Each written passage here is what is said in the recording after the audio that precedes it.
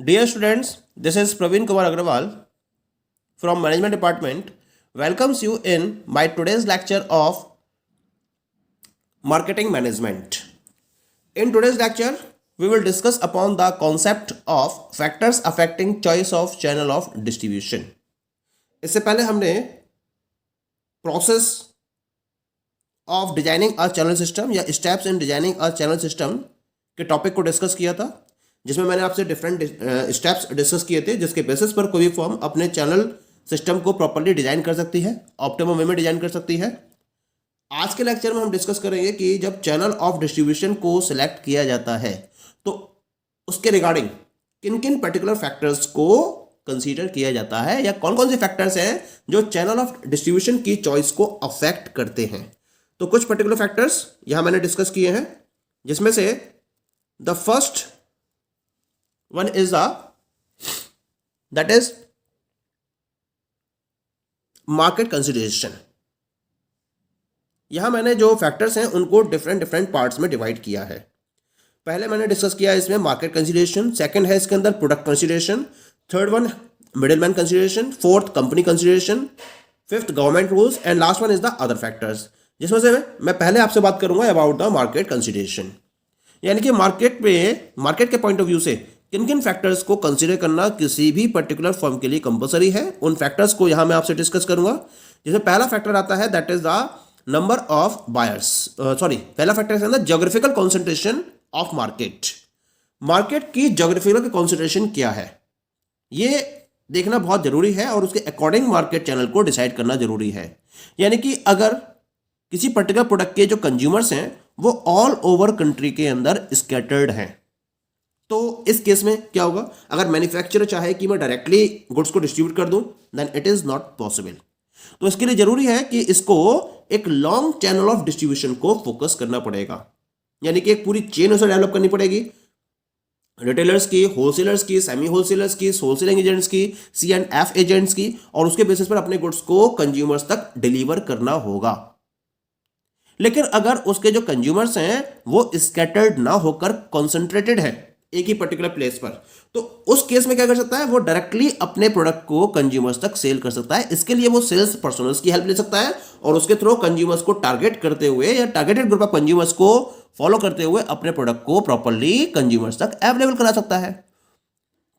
दो पॉइंट्स यहां पर आ गए, यानी कि कॉन्सेंट्रेशन अगर हाई लेवल का है कंज्यूमर्स का, यानी कि एक ही जगह पर maximum number of consumers available है, तो वहां तो डायरेक्ट सेल्स की अप्रोच को फॉलो किया जाता है। लेकिन अगर वो स्कैटर्ड है डिफरेंट प्लेसेस के बेसिस पर, तो आपको क्या करना पड़ेगा, इसके लिए आपको लॉन्ग चैनल ऑफ डिस्ट्रीब्यूशन को फोकस करना होगा। ये पहला कंसीडरेशन हो गया। Second one is the number of buyers. It is depending upon the number of buyers with in the market. अगर किसी पर्टिकुलर प्रोडक्ट के रेफरेंस में number of buyers huge quantity में अवेलेबल हैं, तो इसके लिए उसको डिफरेंट टाइप के डिस्ट्रीब्यूशन चैनल्स को फॉलो करना पड़ेगा। उसे सबसे खास तौर पर इनडायरेक्ट चैनल ऑफ डिस्ट्रीब्यूशन को फोकस करना पड़ेगा, यानी कि उसको एक लॉन्ग चैनल ऑफ डिस्ट्रीब्यूशन को फोकस करना पड़ेगा और कंज्यूमर्स को वो प्रोडक्ट अवेलेबल कराना होगा। और इसके साथ साथ वो किसी एक पर्टिकुलर चैनल ऑफ डिस्ट्रीब्यूशन के मोड पर डिपेंडेंट नहीं रह सकता, उसको एक से ज्यादा मोड्स को फॉलो करना पड़ेगा। यहां वो डायरेक्ट चैनल भी फोकस कर सकता है, इनडायरेक्ट चैनल भी फोकस कर सकता है, अपने एक्सक्लूसिव शोरूम्स या डिपोट्स भी फॉलो कर सकता है अगर लार्ज नंबर ऑफ बायर्स उसके मार्केट में अवेलेबल है तो। लेकिन अगर दूसरी तरफ किसी पर्टिकुलर प्रोडक्ट के जो नंबर ऑफ कंज्यूमर्स हैं वो लिमिटेड है, तो इसके लिए वो डायरेक्ट चैनल ऑफ डिस्ट्रीब्यूशन को ही फोकस करके प्रोडक्ट को उनके लिए अवेलेबल करा सकता है। क्लियर? क्योंकि एफर्ट्स उसको कम करने हैं, तो एफर्ट्स कम करने हैं तो कॉस्ट को भी मैनेज करना है, तो उसके लिए वो सीधे सीधे डायरेक्ट चैनल ऑफ डिस्ट्रीब्यूशन को फोकस कर सकता है। Clear? Next point, habits of buyers. सबसे बड़ी बात क्या है, बायर्स की हैबिट्स क्या है, ये भी आपको बहुत फोकस करना होता है। अगर किसी पर्टिकुलर प्रोडक्ट के रेफरेंस में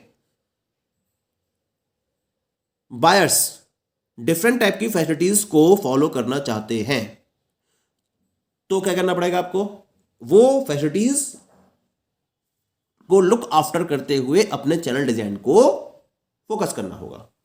जैसे गारमेंट्स कंपनीज की बात करें तो गारमेंट कंपनीज को अगर अपने कस्टमर्स तक गुड्स को अवेलेबल कराना है तो इसके लिए उनको एक्सक्लूसिव शोरूम्स को ओपन करना ही पड़ता है। कोई भी ब्रांडेड कंपनी लेके चलिए ना, जो गारमेंट्स को प्रोड्यूस कर रही है, वो क्या करती है, वो एक्सक्लूसिव शोरूम्स के थ्रू अपने प्रोडक्ट्स को अवेलेबल कराती है। क्यों? क्योंकि गारमेंट्स के केस में मर्केंडाइजिंग का कॉन्सेप्ट बहुत ज्यादा फोकस होता है, डिस्प्ले इज वेरी इंपॉर्टेंट, और कंज्यूमर्स को डिफरेंट टाइप की फैसिलिटीज भी वहां रिक्वायर्ड होती हैं। तो इसके लिए केवल एक ही तरीका है कि वो एक्सक्लूसिव शोरूम्स को फॉलो करें। तो आपने देखा हुआ जितने भी ब्रांडेड प्रोडक्ट्स हैं या जो कॉस्टली प्रोडक्ट्स होते हैं उसके लिए कंपनी क्या करती हैं, एक्सक्लूसिव शोरूम्स ओपन करती हैं, चाहे वो ज्वेलरी शोरूम्स हैं, गारमेंट शोरूम्स हैं। क्यों? क्योंकि वहां पर उन पर्टिकुलर प्रोडक्ट के रेफरेंस में कंज्यूमर्स को डिफरेंट टाइप की फैसिलिटीज प्रोवाइड की जा सकती हैं इंडिविजुअल बेसिस पर। तो यहां देखना होता है कि कंज्यूमर जो भी बायर्स हैं उसके, वो क्या रिक्वायरमेंट रखते हैं या किस हैबिट को फॉलो करते हुए गुड्स को परचेज करते हैं, उसके अकॉर्डिंग ही उसको चैनल ऑफ डिस्ट्रीब्यूशन को फोकस करना होता है। Clear? Next one is the utility of products. This is also one of the important consideration which affect the selection of particular channel of distribution, and this is the nature of the market for the product, or we can say that what is the utility of the product for the buyer. utility का मतलब होता है कि उस particular product के reference में nature क्या है, किस तरीके से उसको यूटिलाइज किया जाएगा। तो यूटिलाइज किया जाएगा तो पॉइंट कनेक्ट हो जाता है यहां पर प्रोडक्ट के नेचर से रिलेटेड। अगर प्रोडक्ट इंडस्ट्रियल प्रोडक्ट है तब तो मैन्युफैक्चर क्या कर सकता है, इसको इंडस्ट्रियल यूजर को डायरेक्टली डिस्ट्रीब्यूट कर सकता है। लेकिन अगर ये एक कंज्यूमर गुड्स है तो इसके लिए उसको डिफरेंट टाइप के मिडिल मैन्स को अपॉइंट करते हुए कंज्यूमर्स तक इसकी अवेलेबिलिटी एंश्योर करनी होगी। क्लियर?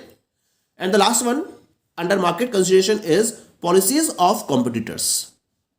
सबसे इंपॉर्टेंट पॉइंट क्या रहता है इसके अंदर कि आपके कॉम्पिटिटर्स की पॉलिसीज क्या है।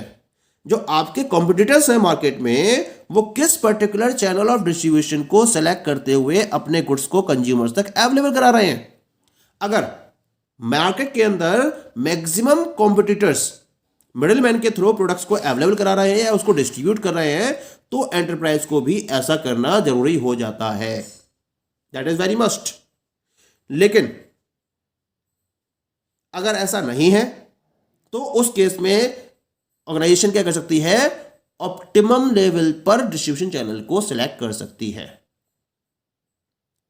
लेकिन अगर सपोज करिए कि मार्केट में कॉम्पिटिटर्स हैं, वो डायरेक्टली कंज्यूमर्स को अपने गुड्स सप्लाई कर रहे हैं, तो एंटरप्राइज को भी ऐसा करना पड़ेगा। क्यों करना पड़ेगा? क्योंकि अगर वो डिफरेंट डिस्ट्रीब्यूशन चैनल्स या इंटरमीडिएट्स के थ्रू गुड्स को अवेलेबल कराएगी तो उसकी कॉस्ट क्या होगी, कॉम्पिटिटर्स के कंपैरिजन में बढ़ जाएगी, तो उसे मार्केट कैप्चर करने में बहुत दिक्कतें होंगी। तो अगर वो अपने प्राइस को या अपनी कॉस्ट को कंट्रोल करना चाहती है तो उसे क्या करना पड़ेगा, उन्हीं कॉम्पिटिटर्स की पॉलिसी को फोकस करते हुए गुड्स की डिस्ट्रीब्यूशन को एंश्योर करना होगा। Okay, the next one is the product consideration, यानी कि इन पर्टिकुलर कैटेगरी में प्रोडक्ट से रिलेटेड डिफरेंट फैक्टर्स को यहां ऑर्गेनाइजेशन को कंसीडर करना होता है जब वो अपने चैनल ऑफ डिस्ट्रीब्यूशन के रिलेशन में कोई भी डिसीजन फोकस करती है। इसमें पहला पॉइंट आता है, that is the weight of product. पहले हम बात करते हैं उन प्रोडक्ट्स की जो बहुत बल्की होते हैं, जिनका साइज बहुत लार्ज होता है। तो उस केस में कंपनी क्या करेगी, कंपनी के एफर्ट्स रहते हैं कि डायरेक्टली वो कंज्यूमर्स को सेल किए जाएं या डायरेक्ट पैटर्न ऑफ चैनल को फोकस किए जाए। लेकिन अगर कंपनी के पास ट्रांसपोर्टेशन फैसिलिटीज प्रॉपर्ली अवेलेबल होती हैं तो उस केस में उन प्रोडक्ट्स को इंटरमीडिएट्स के बेसिस पर भी सेल किया जा सकता है। क्लियर? लेकिन अगर बल्कि प्रोडक्ट है तो मैक्सिमम एफर्ट्स क्या रहते हैं ऑर्गेनाइजेशन के कि उनको डायरेक्टली कंज्यूमर्स को सेल किया जाए। जो प्रोडक्ट्स बल्कि होते हैं या साइज में बहुत ज्यादा लार्ज होते हैं। लेकिन हम अगर उन प्रोडक्ट्स की बात करें जो लाइट वेटेड होते हैं या जो एक पर्टिकुलर उनका वेट इतना होता है कि कंपनी उनको ट्रांसपोर्ट के हेल्प से रिटेलर्स पॉइंट या होलसेलर्स पॉइंट तक अवेलेबल कराने में कैपेबल होती है, तो उन पर्टिकुलर प्रोडक्ट को सेल करने के लिए कंपनीज डिफरेंट टाइप के कन्वेंशनल चैनल्स का यूज कर सकती है और उसके थ्रू प्रोडक्ट को सेल कर सकती है। पॉइंट इसके लिए। Second one is the product perishability. Perishable products की बात करते हैं। पेरिसेबल का मतलब क्या होता है कि जिन पर्टिकुलर प्रोडक्ट्स को आपने कंज्यूम किया और कंज्यूम करने के बाद उनकी एग्जिस्टेंस फिनिश या जिनकी लाइफ बहुत शॉर्ट होती है, और जो फैशनेबल प्रोडक्ट्स है, चाहे मैं पेरिसेबल प्रोडक्ट्स की बात करूं या फिर मैं फैशनेबल प्रोडक्ट्स की बात करूं। अब जैसे पेरिसेबल प्रोडक्ट क्या होते हैं, डेयरी प्रोडक्ट्स हैं, जितने भी बेकरी प्रोडक्ट्स हैं, फ्रूट्स, वेजिटेबल्स, सी फूड्स,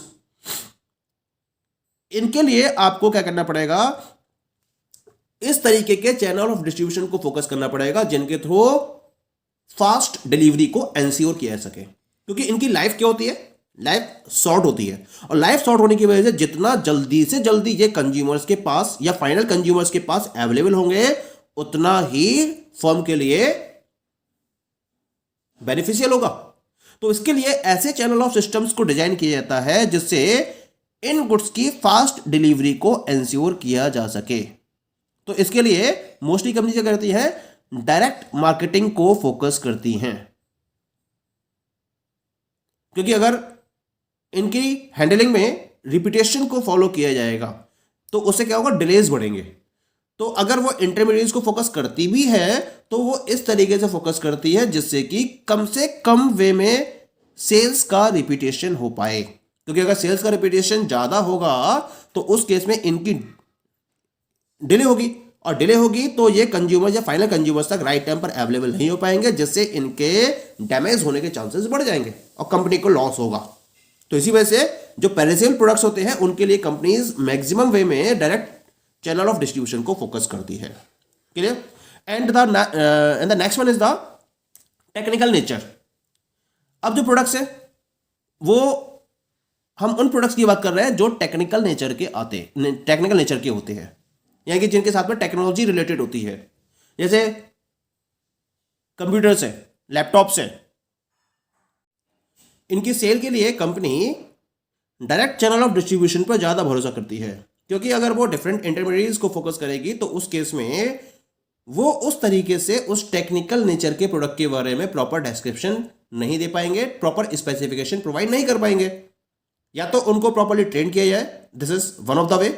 लेकिन इसके लिए कंपनी बहुत ज़्यादा फोकस नहीं करती है और डायरेक्ट चैनल ऑफ डिस्ट्रीब्यूशन को फोकस करते हुए अपने सेल्स पर्सनल्स या रिप्रेजेंटेटिव्स के मीडियम से इन प्रोडक्ट्स को डायरेक्टली कंज्यूमर्स को सेल करती है।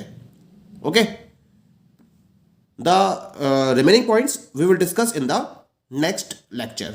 Okay, thank you.